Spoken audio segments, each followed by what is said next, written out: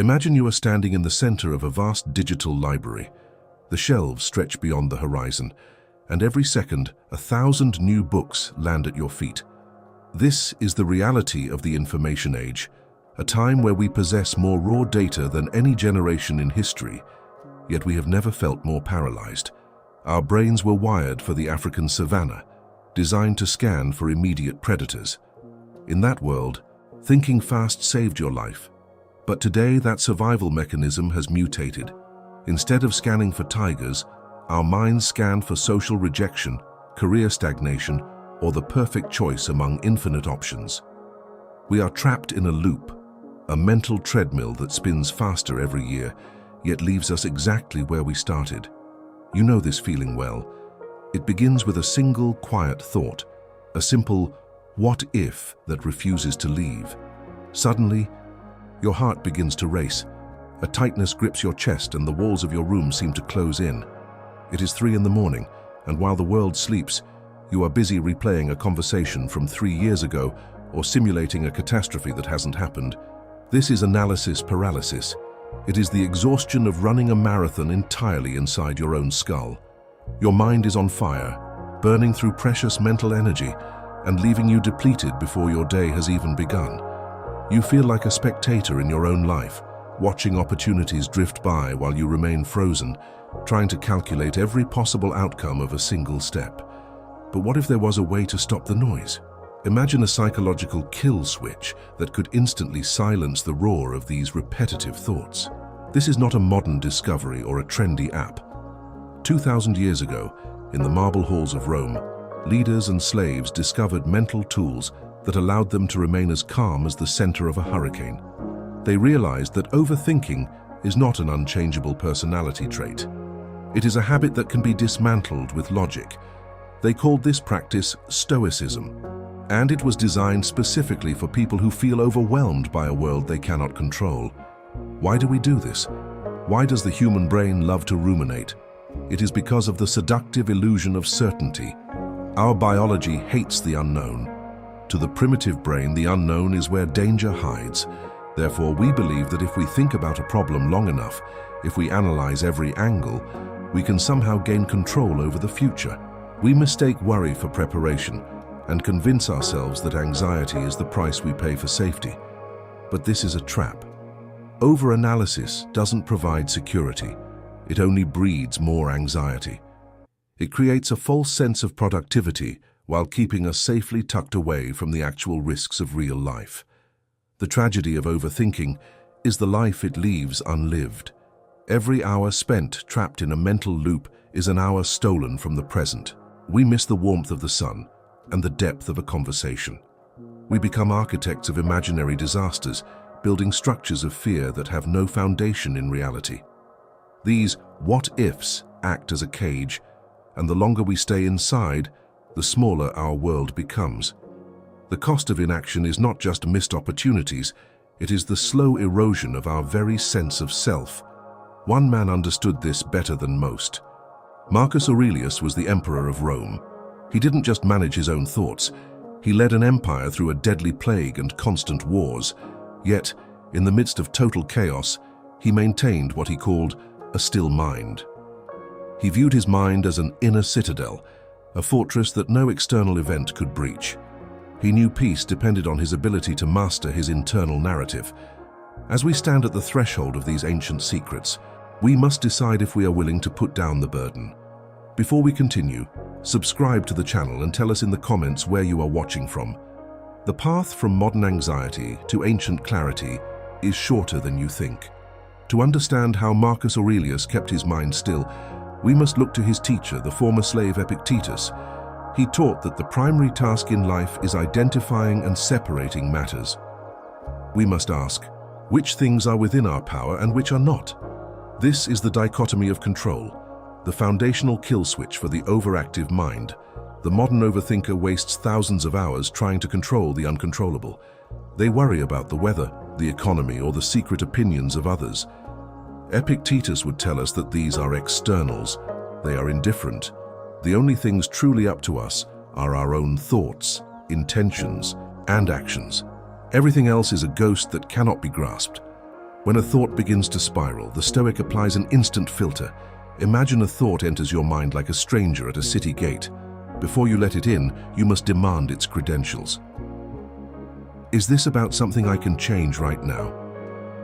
If the answer is no, the thought is labeled as not mine. By categorizing a fear as external, you starve the overthinking loop of its fuel. The overactive mind thrives on the belief that worrying about an external event influences it. The Stoic breaks this illusion. If you cannot control the outcome, your opinion of it is irrelevant. This realization cuts the power to the noise, and the silence that follows is the beginning of internal freedom. What about fears that seem too big to ignore?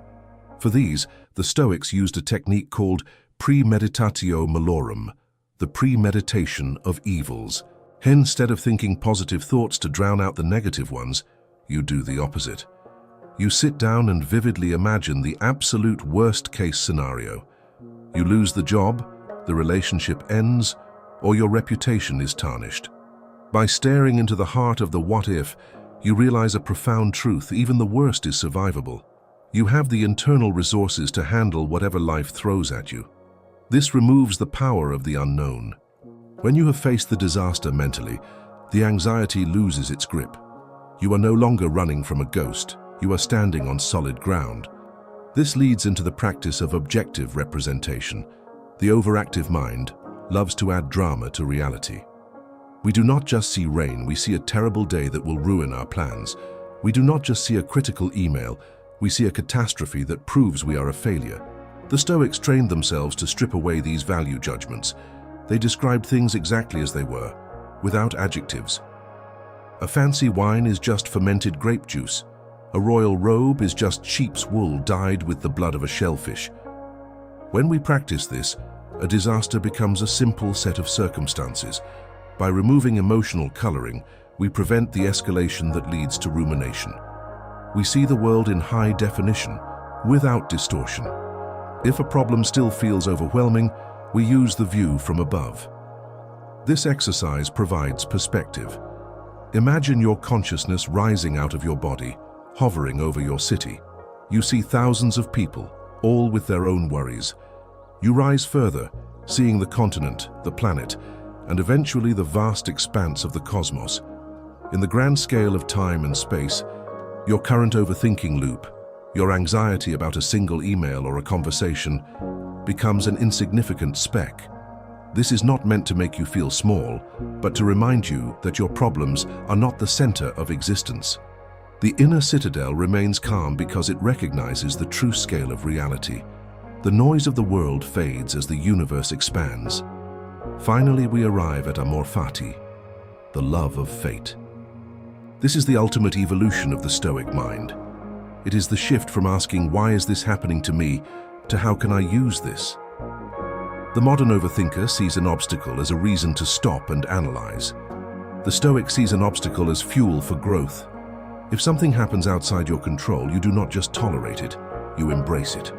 You decide that whatever happens is exactly what was required for you to practice virtue, patience, or courage. This mindset transforms the nature of our problems.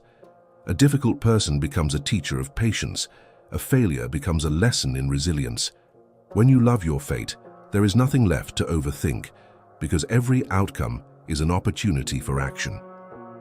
To master this perspective, the modern overthinker must adopt the 3-second awareness rule. In the school of Epictetus, every thought is merely an impression. It is a knock at the door of the mind. The mistake we make is giving our assent too quickly. We believe the impression is the absolute truth without questioning its validity.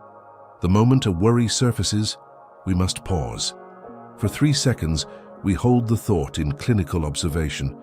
We ask, "Is this within my control?" By creating this tiny gap between the stimulus and the response, we reclaim our sovereignty. We no longer let the overactive mind run the show. We become the gatekeeper of our own consciousness, deciding which thoughts deserve our energy and which should be discarded as useless noise. Marcus Aurelius practiced this through his personal journal. For the Roman emperor, the journal was a laboratory for the mind. When you externalize your thoughts onto a physical page, you force them to submit to the rules of logic. The overactive mind thrives on the abstract and the blurry. It loves a mental fog where it can hide monsters. But when you write down a worry and follow it with an objective truth, the fear immediately loses its shape.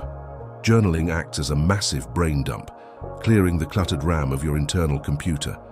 It transforms a chaotic storm of emotions into a series of manageable, objective sentences. By the time the pen lifts, the modern overthinker often finds that the mountain they were climbing was just a pebble in their shoe. However, the Stoics knew that sometimes the mind is simply too loud for logic. In these moments, action becomes the ultimate antidote. The fastest way to break a mental loop is to move the physical body. When you are stuck in the what-ifs, you are living in a non-existent future. By engaging in a physical task, whether it is a difficult workout or a simple chore, you force your awareness back into the present moment. Action grounds you in the tangible reality of the here and now. While the mind can imagine 1,000 potential failures, the body can only perform one movement at a time. This transition from the mind to the limbs disrupts the feedback loop of anxiety. The overactive mind cannot maintain its grip when the person is busy doing something useful. This consistent practice builds what Marcus Aurelius called the Inner Citadel. Imagine a fortress standing on a rocky cliff. Waves crash against the stone, but inside the fire is warm and the air is still. This is the state of the trained mind. You realize that peace is not something you find by fixing every problem in the world. Peace is found within the walls of your own reason. The world will always be chaotic, but your reaction to it is your own. This ancient wisdom is the direct ancestor of modern cognitive behavioral therapy. Today, psychologists use these same Stoic principles to treat anxiety, proving that Stoicism is scientifically validated psychological hygiene. It is a set of tools that works as well in a modern city as it did in an ancient Roman camp. As we conclude, we must face the most powerful Stoic truth, memento mori. Remember that you will die. This is the ultimate liberation for the modern overthinker. If your time is finite and your end is certain, why spend even one more second paralyzed by opinions or potential failures? Why waste the precious present moment stuck in a loop about a future that may never arrive? Death puts a mirror to our anxieties and reveals them to be trivial. Life is far too short for the self-inflicted agony of overthinking. I challenge you to pick one Stoic tool today and apply it to your very next intrusive thought. Step out of the cage of your mind and back into the vivid reality of your life. The citadel is ready. Walk through the gates into the light of reason,